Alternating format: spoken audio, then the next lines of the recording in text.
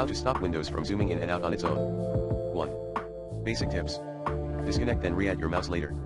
Check if your keyboard control button was stuck. Disconnect all peripherals.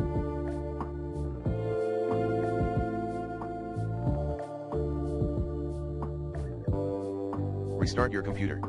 Update your system drivers using the recommended Avast driver updater in this video guide. 2.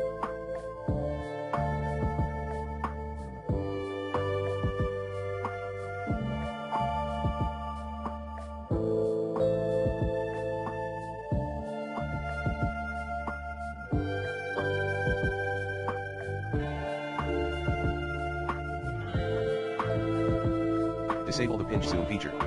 3. Run the hardware and devices troubleshooter. Command, msdt.exe ID device diagnostic. 4.